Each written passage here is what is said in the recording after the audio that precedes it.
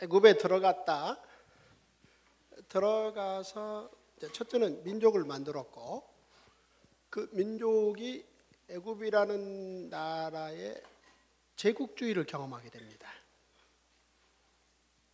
그러니까 애굽에서 아브라함의 후손들은 크게 두 가지 성과를 가지고 애굽에서 나오는데, 첫째는 민족 형성, 즉 나라를 만들 만큼의 규모가 만들어졌다는 거죠. 두 번째는 제국이라는 걸 아주 그냥 뼛속까지 체험하고 나와요. 애굽이라는 나라가 영아 살인 명령을 진행하는, 이거는 애굽이 제국주의를 진행하지 않으면 이 명령은 국가명령으로 나오기는 불가능한 명령인데, 이 명령까지 체험을 해요. 그래서 성과가 아주 극에 달했을 때 이제 드디어 하나님께서는 출애굽을 진행하십니다. 그래서 애굽에서 나왔다는 이야기는 출애굽기 1장에서 18장이고, 애굽에서 나온 진짜 이유는 출애굽기 19장에서 40장이고, 그러니까 출애굽기는 두 번으로 나누어서 한 30분씩 이야기를 하면 재미있는 이야기가 될 거예요. 자, 그러면 네 번째 이야기 56쪽에 오셔서 출애굽과 제국 보시면 57쪽의 통포인트 우리 같이 읽겠습니다. 시작. 설득과 기적 그리고 심판. 출애굽 전 과정은 설득과 기적 그리고 심판으로 요약할 수 있습니다. 협상을 달리 표현하면 설득입니다. 그리고 9가지의 재앙은 하나님의 기적이며 하나님의 심판입니다. 하나님의 기적은 그 기적 자체보다 애굽 백성을 설득하는 중차대한 방법이었습니다.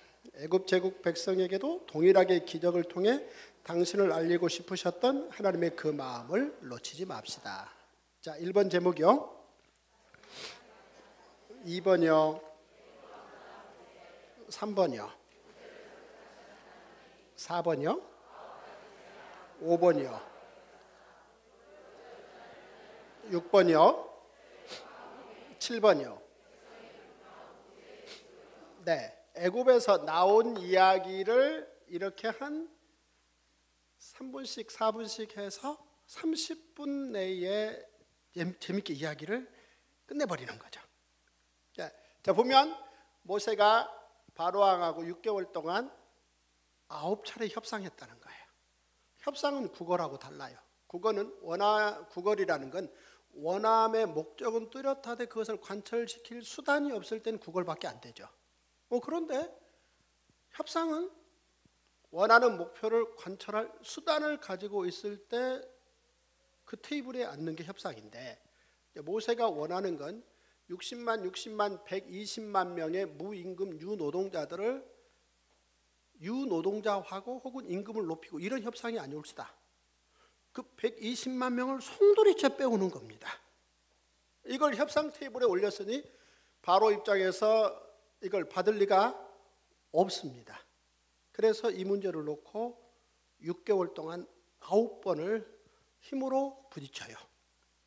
자, 문제는 바로가 내놓을 수 있는 힘은 문명이죠. 그런데 모세가 바로가 붙들고 있는 그 문명을 부딪혀서 9번을 통해서 협상 테이블로 올라가는 모세의 카드는 기적입니다. 자, 문명과 기적은 차이가 납니다. 문명이라는 것은 인간이 생각을 할 때 인문사회 자연과학적 생각을 해요. 인문학적 생각이라는 자기 존재가 누구인가를 생각해 보는 거. 이거 역사문학적으로. 사회과학이라는 건 자기가 너와 함께 가려면 어떤 조건, 이게 사회학적 구조죠. 법적 조건. 자, 그런가 하면 내가 누군지 파악했고 너와 함께 가기로 합의를 했어도 우리는 이 낮과 밤을 살아야 돼요.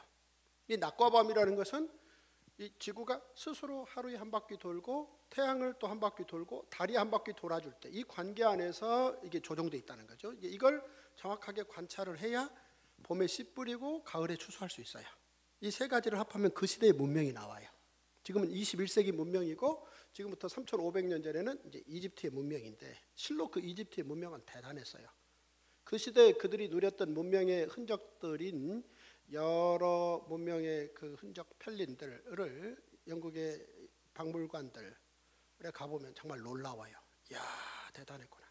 그런 그 모든 이 문명의 시스템을 가지고 하나님이 모세를 통해서 베푸시는 그 기적을 9번을 방어를 해요. 얼마나 대단했는지.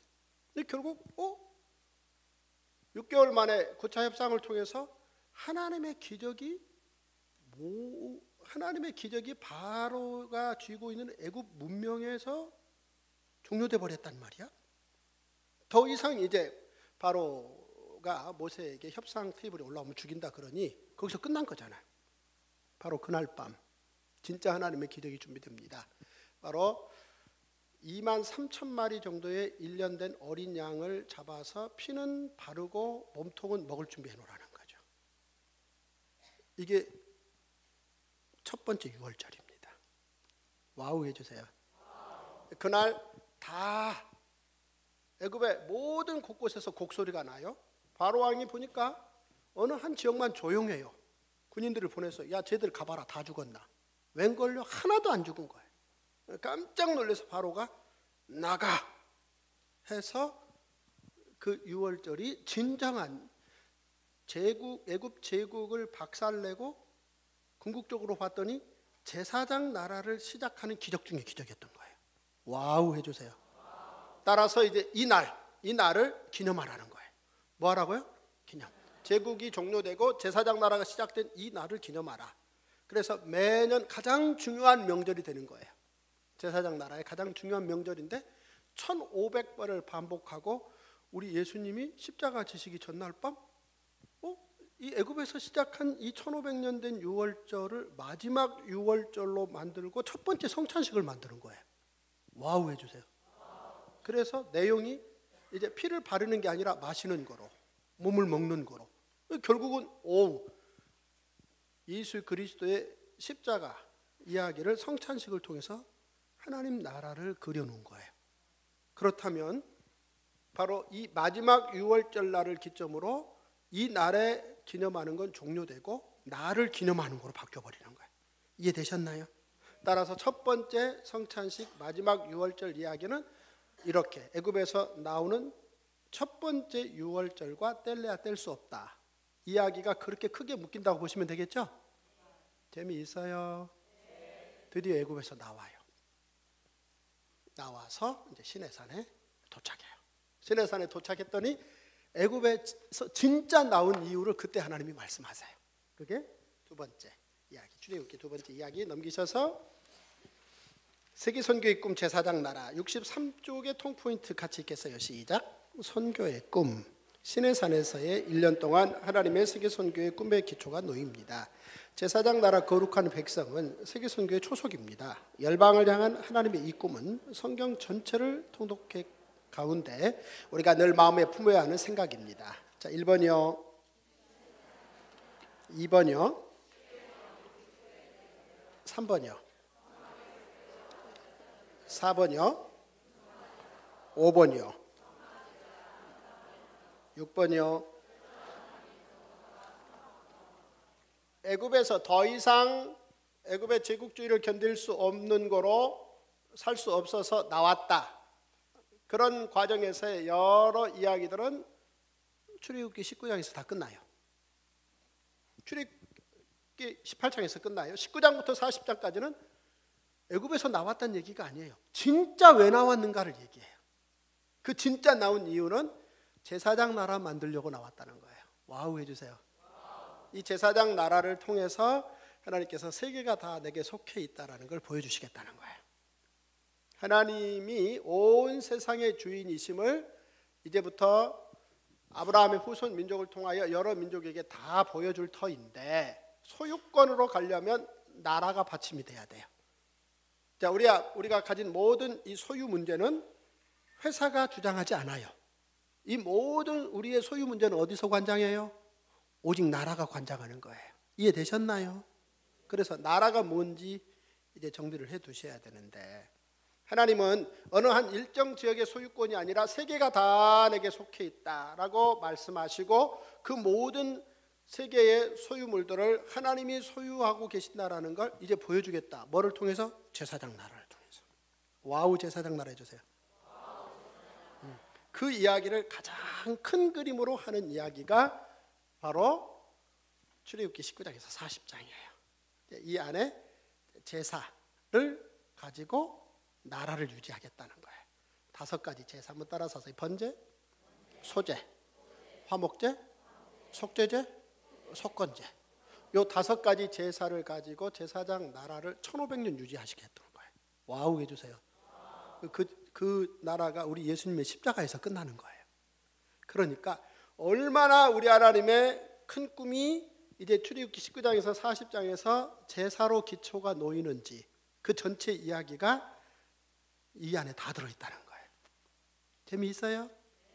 그러니까 출애굽기 안에서만 본다면 애굽에서 나온 표면적인 이유, 애굽에서 나온 진짜 이유 이렇게 해서 한 권이지만 또 레위기로 이어보면 애굽에서 나온 진짜 이유는 제사 때문인데 제사장 나라 때문인데 그 제사장 나라의 모든 골격은 출애굽기 19장에서 40장에서 다 말을 해요.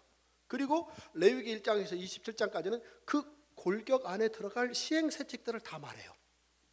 따라서 출애굽기 19장에서 40장까지와 레위기 1장에서 27장을 한 권으로 묶으면 이야기가 또 싹 맞아요. 와우, 이해가 되시나요? 그러니 정말 이야기로 묶어가다 보면 이 책은 결국은 원스토리예요. 하나의 이야기, 십자가 하나의 이야기. 와우 해주세요. 제발 놀래주세요. 그러니까 평생 살면서 매일매일 놀랄 게 하나 있다면 성경의 기록을 놓고 놀라는 거죠. 아니 이게 이런 이야기야. 늘 놀래고 또 놀래고. 신문에 텔레비전에 나오는 기타 여러 이야기들은 별로 놀랄 게 없어요. 그러나 이 이야기는 정말 놀랄 수밖에 없는, 한참 읽다 보면 이게 하나님의 이야기인 거예요. 모세 이야기였는데 이게 하나님의 이야기가 되는, 요셉 이야기였는데 이게 하나님의 이야기. 이건 아브라함과 이삭의 이야기인데 성부 성자 이야기긴. 이야, 이 얘기를 알고 믿으라고? 그리고 이 놀라운 이야기를 우리 자녀들에게 우리의 입술에 이야기를 옮기기까지 하라고? 아니 이런 삶을 나에게 살라고? 이야, 꿈만 같다. 이렇게 놀라는 게 그리스도인입니다. 이 책 가지고 늘 놀래는, 정말 놀라운 이유, 정말 놀라운 것은 이 책을 평생 소유하는데 한 번도 놀란 적이 없다는 거예요. 3대째 그러고 있다니 참 이거는 뭐라고 할 수가 없어요. 이야, 정말 놀라운 책. 계속 놀래주세요. 이 이야기 가지고 놀래달라는 거죠. 조금만 들어가 보면 정말 창조주 하나님의 이야기라는 거죠. 그런데 그 이야기를 우리에게 알려주기 위해서 하나님의 동역자인 인간들을 세워서 거기에 공감을 만들어서 하나님께서 행하신 일들을 이렇게 기하기 참회, 십자가 이야기잖아요. 기하기 참회, 그 기약을 만들어가는 이런 놀라운 이야기들. 끊이질 않아요. 요절은 딱딱딱 끊겨버려요. 명료한 장점은 있는데 끊겨서 그 다음 이야기를 못 풀어가겠어요. 그런데 이야기는 계속 이어져서 어느 만큼 듣고 나면 다음 이야기가 궁금한. 지금 여러분 레위기 이야기 궁금하죠? 민수기는요? 신명기는요? 와우.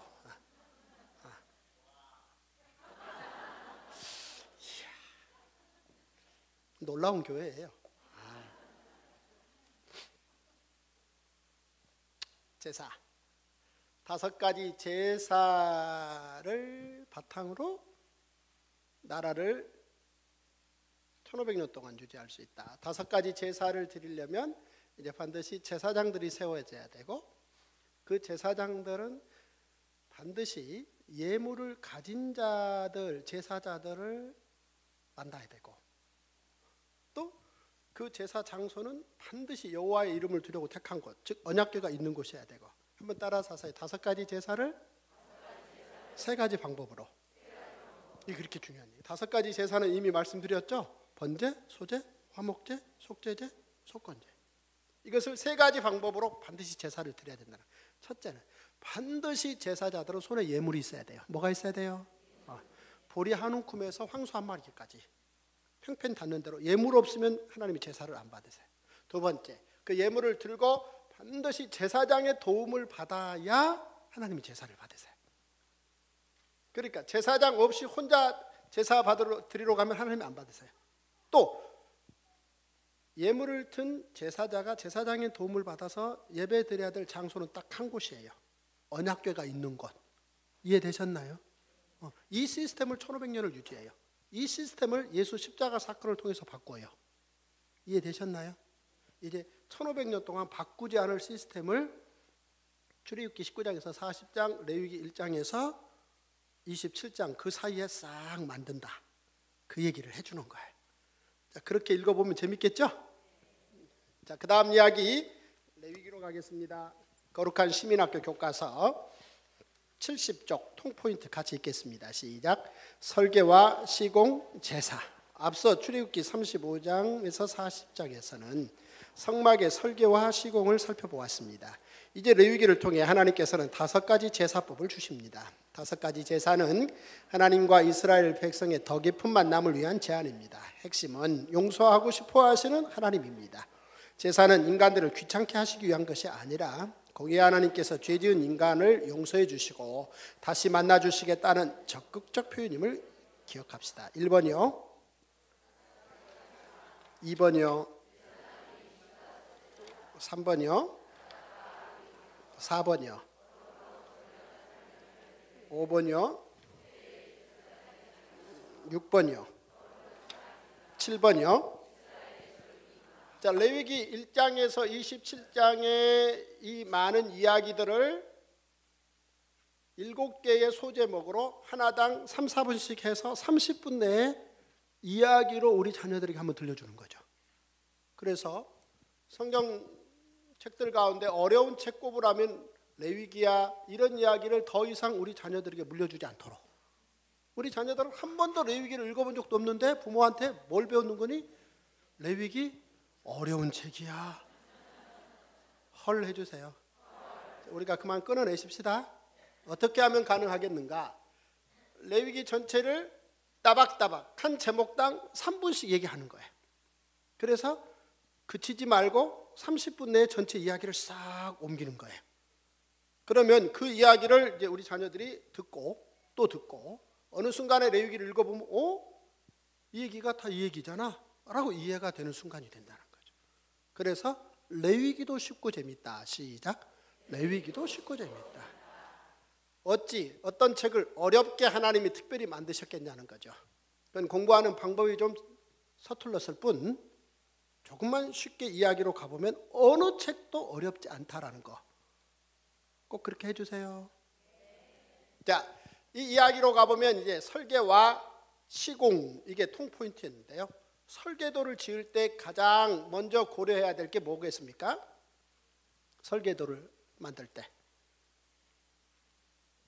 그냥 막무가내로 무슨 일을 한다가 아니라 계획적으로 무슨 일을 한다라고 말할 때 설계를 말하죠. 설계할 때 집을 하나 짓는다 할 때 가장 먼저 생각해야 될 건 다리를 하나 놓는다 할 때 반드시 고려해야 될 가장 중요한 사항은 여러 가지 있습니다만 몇 년짜리 다리를 짓느냐 이겁니다. 이해되셨죠?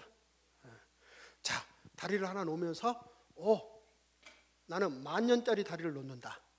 근데 그러면 10,000년을 지속할 수 있는 재료를 써야 돼요. 이해되셨죠?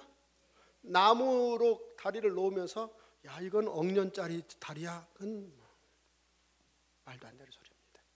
그러니까 몇 년짜리냐 수명을 생각하고 재료를 써야 되는 거죠.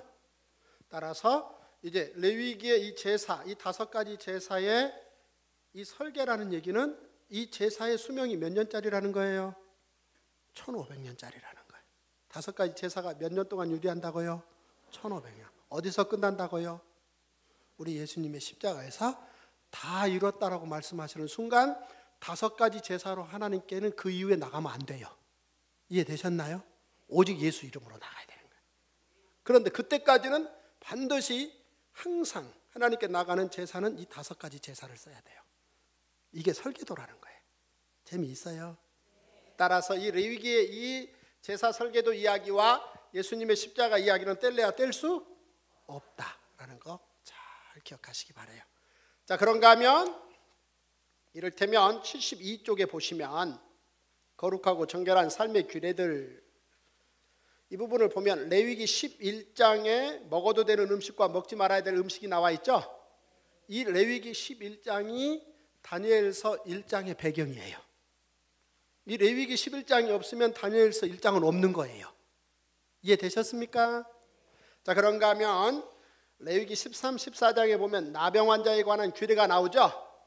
우리 예수님이 사복음서에서 보면 나병 환자를 고치시고 제사장한테 가서 확인받으라 그러죠. 왜 그런 말씀을 하셨어요? 바로 이 레위기 13, 14장 때문이에요. 이해되셨나요?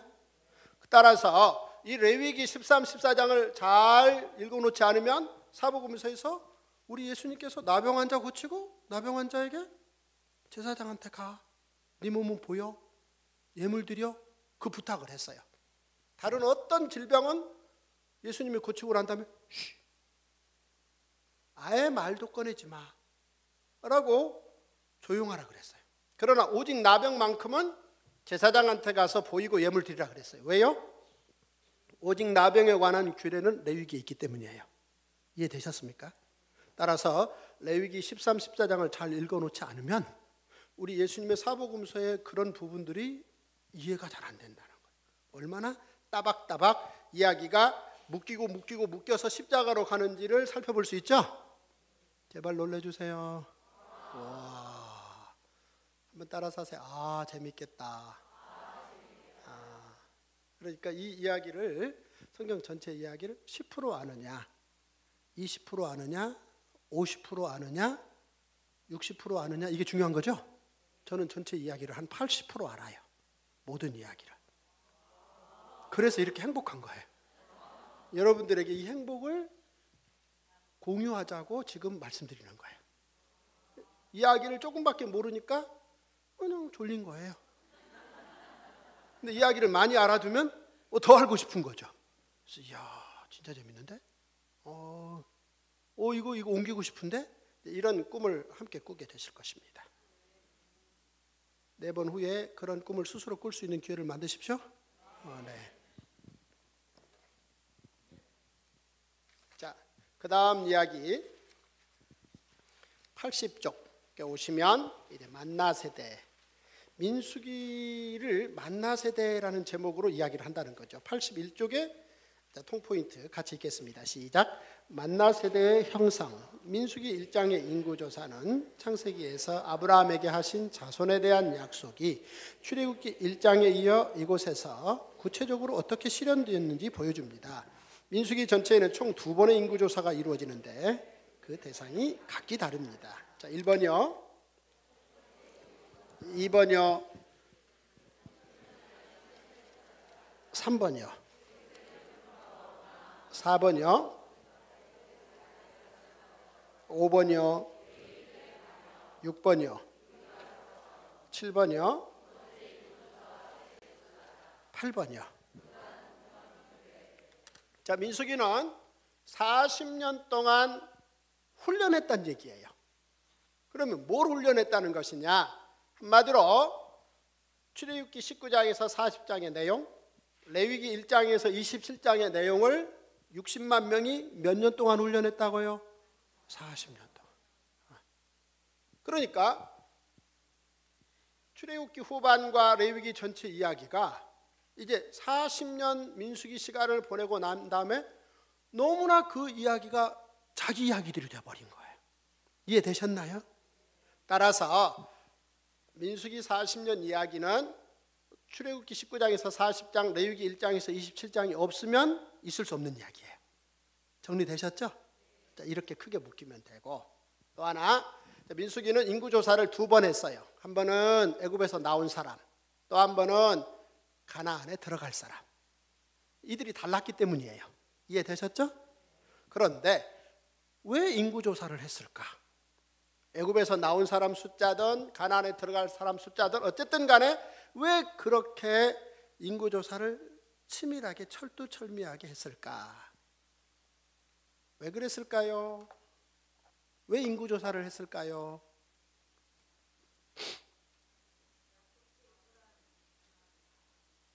좋아요. 네, 좋습니다. 또요. 아주 좋은 말씀 하셨어. 또요. 왜 인구조사를 했을까요? 생각들을 해보세요. 왜 인구조사를 했을까요? 네, 전쟁. 좋아요. 또요. 지파를 나누기 위해서. 좋아요. 아주. 자, 또 인구조사를 왜 했을까요? 인구조사한 이유가 뭘까요? 한마디로 인구조사는 네, 세금도 좋아요. 제사 때문이에요. 무엇 때문이라고요? 제사. 몇 가지 제사요? 5가지. 5가지 제사를 드리려면 어떻게 드려야 된다고요? 첫째, 예물이죠. 예물은 어디서 나와요? 땅에서 나와요. 따라서 인구조사와 땅 분배는 뗄래야 뗄 수 없어요. 그러니까 땅을 분배하는데 사람 숫자대로 분배해요. 이해되셨죠? 그래서 모든 사람들이 땅을 갖게 하고 그 땅을 농사지어서 뭘 만들어요? 예물을 만들어요. 그러니 인구조사와 땅 분배와는 뗄래야 뗄 수 없다라는 거 꼭 기억하세요. 자, 두 번째, 제사를 드리려면 어떻게 해야 돼요? 누구의 도움을 받아야 돼요? 제사장의 도움을 받아야 돼요. 자, 그러면 제사 드리고 싶은 사람은 10,000명인데 제사장은 2명밖에 없으면 제대로 원활한 제사가 드려질 수 있어요, 없어요? 없어요. 따라서 제사를 이끌어주는 제사장들의 숫자와 제사를 드리고 싶은 사람들의 숫자의 비율이 효과적으로 제사를 드릴 수 있도록 딱 비율이 맞아야죠. 그래서 인구조사한 거예요. 이해되셨어요?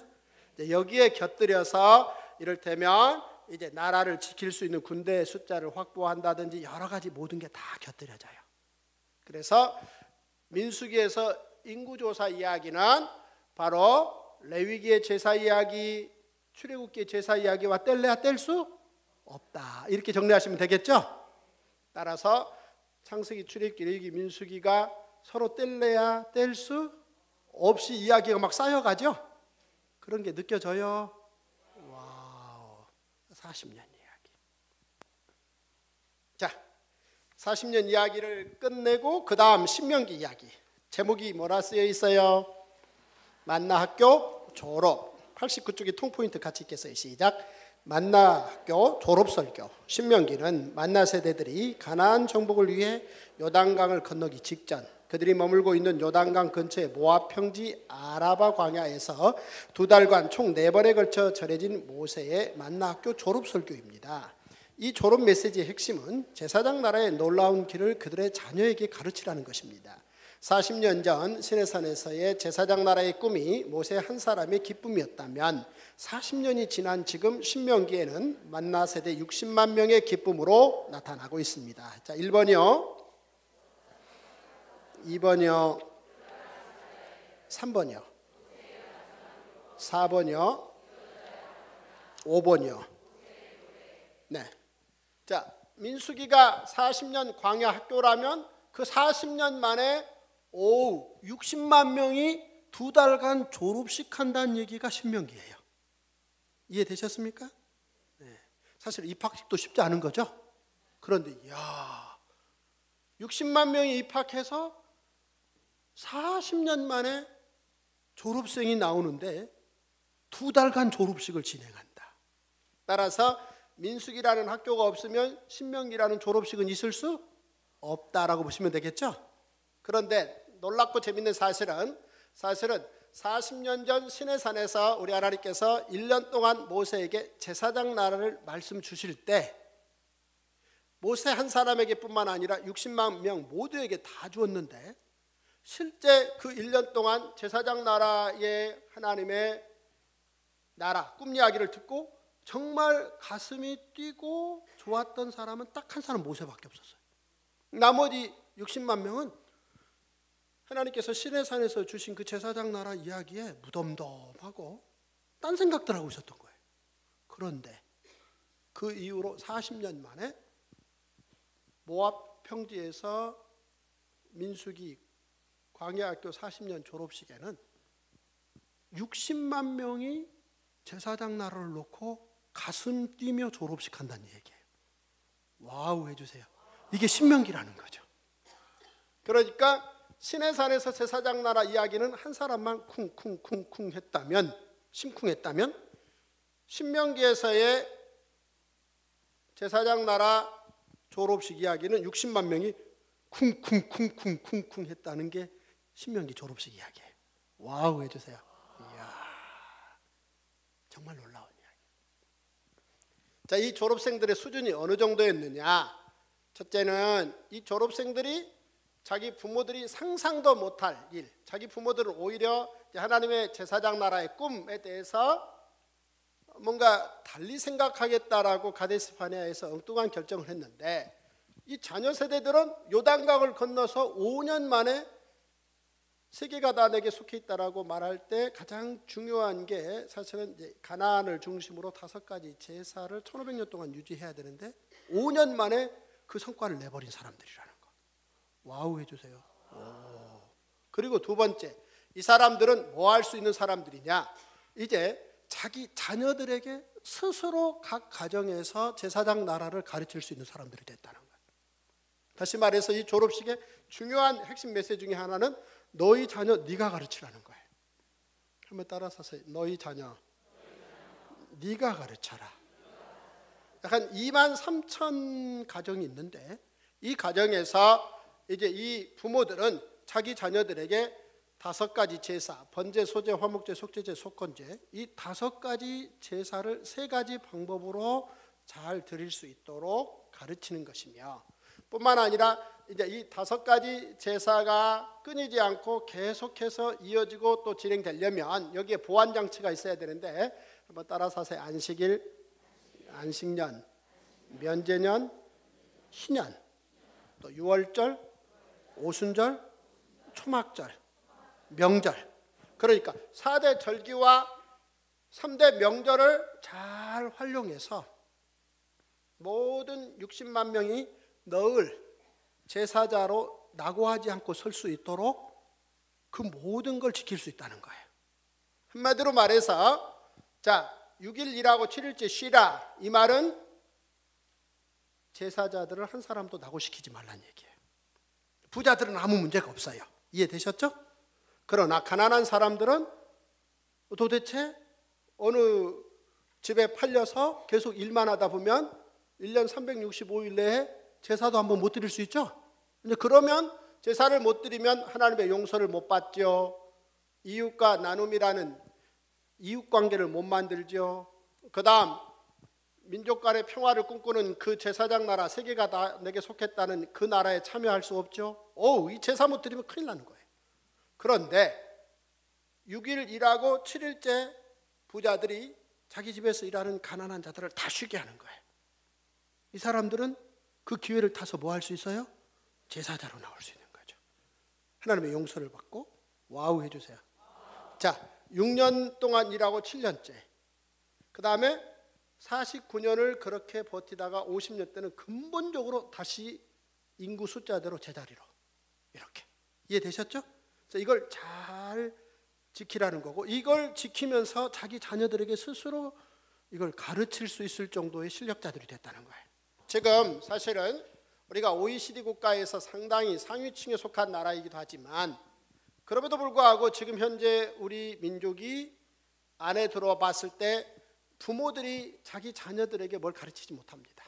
가르칠 것도 없고 그런 연습도 안 돼 있고, 세상의 어느 민족도 뭔가 자기 민족 내에서 부모들이 자녀에게 지식을 가르쳐서 나라의 골격을 유지해 간다, 이건 어느 민족도 한 번도 해보지 못한 일이에요.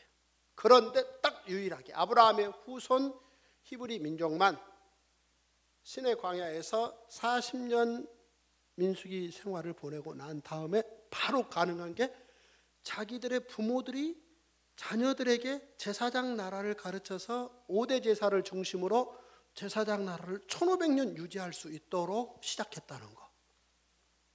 이게 신명기의 시작이라는 거. 와우 해주세요. 제발 댁에 가서라도 좀 놀래주세요. 그래서 이게 말이 되나? 정말 알고 보면 이게 말이 안 될 것 같아요. 그런데 이게 현실이었다는 얘기예요. 이 말이 되나? 지금도 우리가 각 가정에 가면 아이들 태어나면 3살 때부터 유치원 보내버려요. 가르치는 거 아무것도 없습니다. 뭘 가르쳐요? 뭘 가르칠 수 있는 지식이 있으며 여러분들이 가르치는 지식을 그 자녀들이 진짜 배워야 될 거리가 되냐는 거죠. 이렇게 쉽지 않아요. 그런데 그 광야에서 2만 3천 가정에서 자기 자식들에게 이를테면 5가지 제사, 3가지 방법, 그것을 보완할 수 있는 안식일, 안식년, 희년 시스템, 유월절, 오순절, 초막절 시스템 이런 걸 싹 가르쳐서 이걸 가지고 하나님의 용서, 이웃과 나눔, 민족과 평화를 꿈꾸는 하나님의 세계 선교의 꿈에 기여하는 민족으로 만들어놓은 이 성과가 40년 만에 현실적 세틀이 됐다는 얘기가 신명기 얘기라는 거. 와우 해주세요. 야, 가슴 뛰세요. 자, 이 졸업생들이 나가서 빈둥거리지 않고 큰 성과를 냈다는 게 여호수아서입니다. 자, 여호수아서로 와주세요. 약속의 땅 입성 97쪽의 통포인트 같이 읽겠습니다. 시작. 약속의 땅에서의 계승과 도전. 여호수아서 1장에서 12장은 5년간의 가나안 정복 전쟁의 내용으로 이루어져 있습니다. 모세를 통해 명하신 하나님의 율법이 그들의 공동체에서 어떻게 잘 계승되었는지, 그렇게 잘 계승된 그들이 어떤 도전의 삶을 살았는지 살펴봅시다. 1번이요, 2번이요, 3번이요, 4번이요, 5번이요, 6번이요. 네, 여호수아가 책을 썼는데 사실은 여호수아가 책을 쓸 수 있었던 이유는 창세기, 출애굽기, 레위기, 민수기, 신명기 이 5권의 책을 자기 선생님인 모세가 써놨기 때문에 이 책을 잘 읽어서 그 뒤를 이어서 책을 쓸 수 있었던 거죠. 그런데 여호수아가 책을 쓴 중요한 이유는 첫째, 내 선생님 모세가 짱이다는 얘기예요. 이 여호수아 1장이에요. 이야, 난 되게 쫄았다. 그러니까 여호수아 1장에 보면 막 자기가 하나님께 무슨 말을 들어요? 두려워하지 말라는 얘기 듣죠? 여호수아가 전혀 두려워하지 않는데 하나님께서 두려워하지 마 그러셨을 리는 없죠. 40년 전 모세는 사실 혼자 애굽에 들어갔잖아요. 근데 자기는 민수기 광야 생활 40년의 훈련을 통해서 배출된 용사들 60만 명을 데리고 있는데도 이들과 함께 가나안에 들어가려고 하는데 쫄고 있는, 자, 그런 자신과는 대조적인 모습의 모세의 모습, 그리고 자기가 쫄고 있는데 하나님이 두려워하지 말라 말씀하시더니 또 60만 명 모세가 훈련시켜 놓은 만나 세대들이 여호수아에게 와서 쫄지 마시오, 우리가 도와드리리다, 그런 얘기 있죠? 와우 해주세요. 이야. 모세가 남긴 5권의 책, 그리고 모세가 남긴 그 60만 명의 만나 세대들, 그들이 얼마나 월등한지를 여호수아서 1장에 써놨어요. 참 이 사람 멋있는 사람이죠? 여러분들 뭘 보시는지 모르시겠어요. 그러니까 요절만 봐가지고는 이런 게 안 보인다는 거죠. 이야기로 보면 오 이런 얘기인데 이게 되는 거죠. 자, 그런가 하면 이제 여호수아가 책을 굳이 쓴 중요한 이유는 자기 친구 갈렙이 짱이라는 거예요. 내 친구 짱이야. 땅 분배라는 게 굉장히 민감한 문제인데 그 부분을 딱 치고 전반적으로 해결해 버리는, 내 친구 갈렙이 짱이라는 얘기. 보통 이제 회고록 쓰다 보면은 자기 친구들 까는 얘기 써놓죠. 네가 몰라서 그렇지 사실은 알면 다 이래. 그런데 내 친구 갈렙이 짱이라는 거예요. 뿐만 아니라 이제 내가 왕 되지 않겠다는 거예요. 왜? 제사장 나라 시스템을 믿겠다는 거죠. 그리고 내 자손들도 왕 되지 않겠다. 이런 놀라운 고백을 담은 책, 즉 졸업생들이 얼마나 큰 성과를 냈으며 그 성과를 낸 졸업생들과 함께 동역했던 여호수아가 어떤 꿈을 꿨는지 얘기가 여호수아 책에 다 되어 있다는 거죠. 그래 이 여호수아 이야기는 드디어 하나님께서 500년 전에 아브라함과 꿈을 꾸셨던 2가지 꿈, 첫째는 자손, 둘째는 그 자손이 가나안 땅에서 세계가 내게 속했다, 이 꿈을 꿨던 게 이제 현실이 됐다는 얘기가 여호수아서 이야기입니다.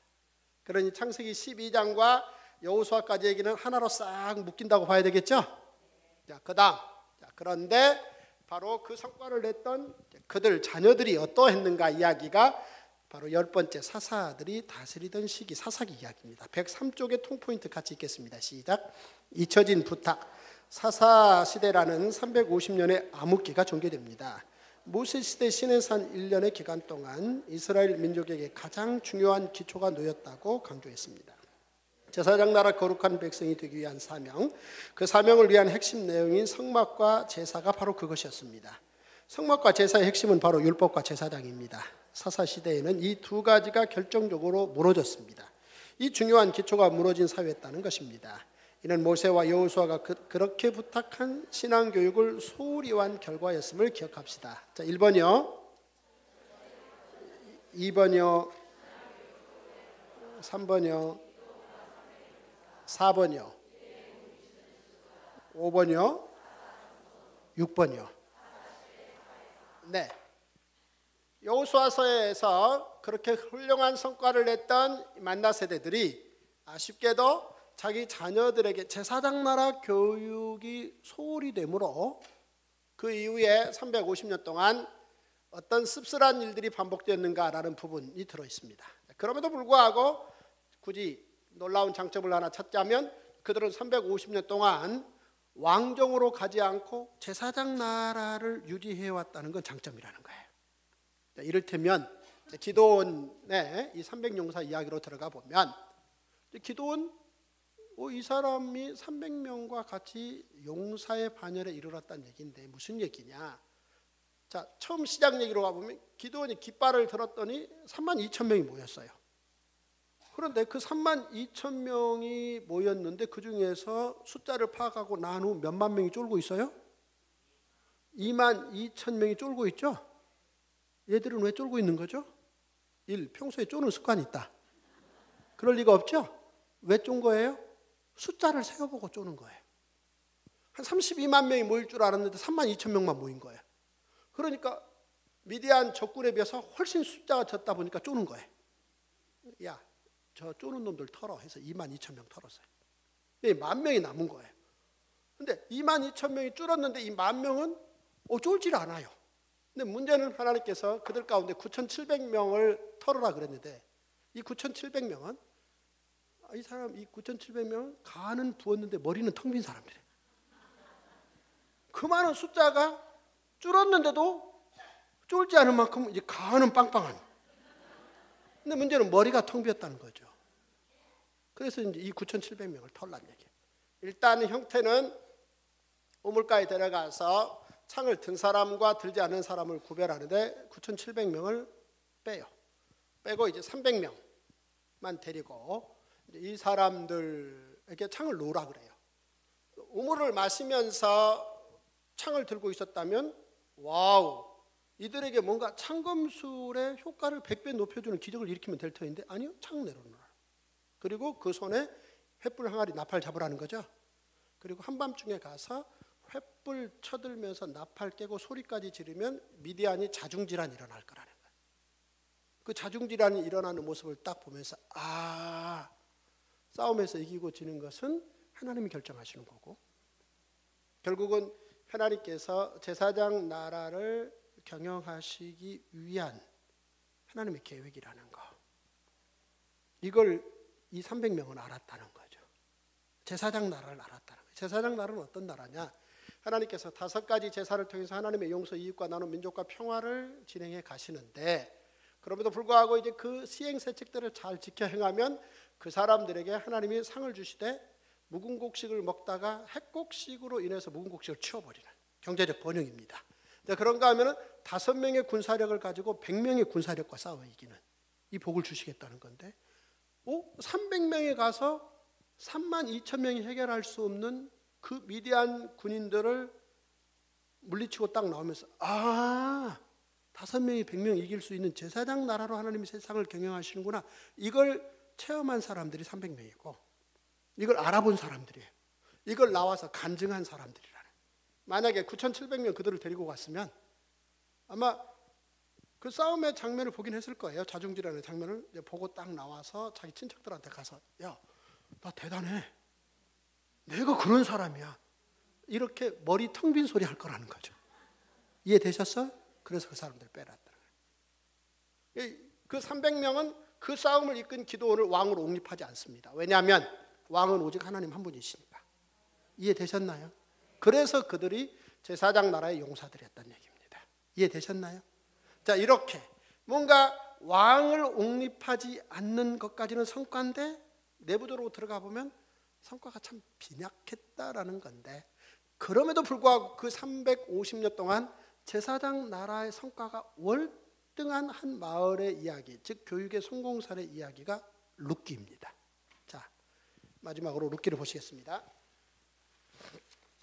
자, 넘기셔서 11번째 이야기, 교육의 성공 사례. 109쪽의 통포인트 같이 읽습니다. 시작. 아름다운 법의 구현. 룻기에는 공동체 안에 닥친 어려움을 제사장 나라의 율법에 의거하여 해결해가는 과정이 아름다운 이야기로 펼쳐집니다. 하나님의 율법으로 인해 이러한 아름다운 공동체를 이룰 수 있었다는 것을 이야기합니다. 한마디로 룻기는 제사장 나라 이야기입니다. 1번이요, 2번이요, 3번이요, 4번이요. 네. 자, 이 룻기는 사사 시대에 베들레헴이라는 한 마을에서 제사장 나라를 놓고 두 가문이 어떻게 제사장 나라를 대하는가라는 이야기예요. 두 가문이라 하면 첫째는 나오미의 집안인 엘리멜렉 가문이고 또 한 가문은 보아스 가문이에요.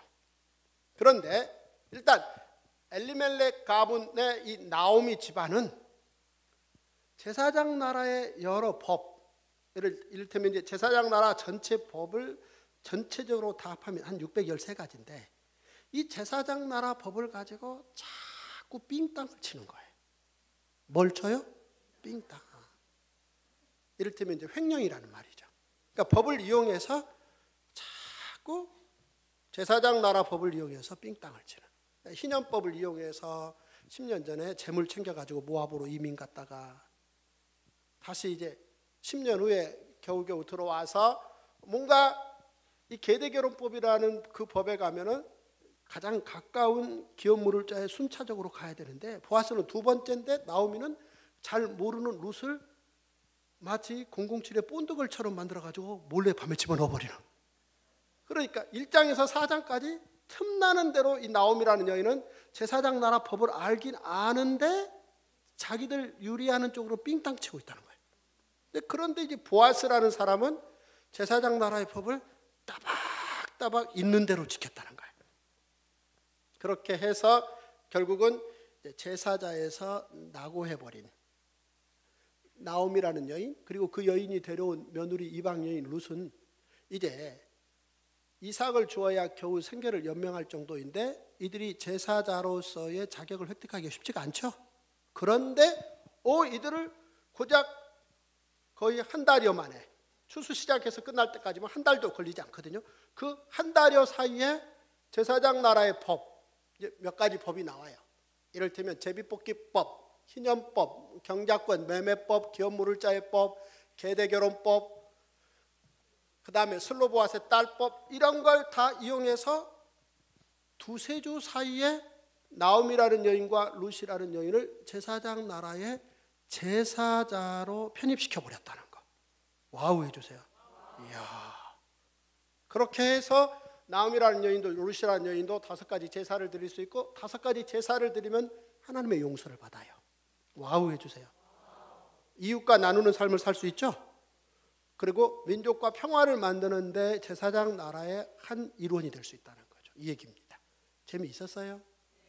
보아스 집에서는 이렇게 제사장 나라 법을 가지고 바로 한 달 사이에 그 법을 이용해서 바로 복원시켜 놓는, 패자 부활전에 바로 진입시켜 버리는, 이게 월등한 제사장 나라 법이라는 거예요. 물론 이제 안에 들어가 보면 재밌는 이야기 많아요. 이를테면 이제 보아스라는 사람이 자기 밭에서 일하는 일꾼들에게 물어요. 저 여인 누구야? 룻이에요. 그러자 보아스가 자기 밭에서 일하는 사람들에게 건드리지 마 그래요. 내 거니까가 아니라 뭐 할 수 있다고요? 건드릴 수 있다는 거예요. 바로 그 이유가 시어머니가 모압에서 젊은 며느리 룻을 데려오지 않으려고 애썼던 이유예요. 이해되셨죠? 그리고 이제 룻이라는 여인에게 배불리 먹게 하고 그래요. 다른 밭으로 가지 마. 내 거니까. 가 아니라 다른 밭으로 가면 무슨 일이 생긴다고요? 건드리는 일이 생긴다. 이해되셨죠? 얼마나 위험한 사회인지. 자, 그리고 자기 밭에 일하는 일꾼들에게 자, 뽑아서 좀 많이 주워가게 해. 넌 내 거니까. 가 아니라 레위기 19장에 보면 추수 끝나고 밤모퉁이 일부를 반드시 낙오자들, 제사자에서 낙오된 자들에게 먹을 걸 제공하라는 거죠. 그 법을 지켰다는 겁니다. 이해되셨나요? 자, 이렇게 제사장 나라 법을 작은 것부터 큰 것까지 하나도 놓지 않고 따박따박 잘 지켜서 겨우 한 달도 걸리지 않아서 10년 동안 저 방황하고 온 나옴이라는 여인을 제사장 나라의 제사자로 확 복원시켜서 하나님의 용서를 통해서 자유, 정의, 평화를 꿈꿀 수 있는 제사장 나라의 거룩한 시민의 자리에 올려놨다는 얘기입니다. 이게 이제 창세기에서 룻기까지 전체 이야기 하나의 제사장 나라 분위기이고, 다음 주의 이야기는 분위기가 좀 달라져요. 왕정 500년 가요. 뭐로 간다고요?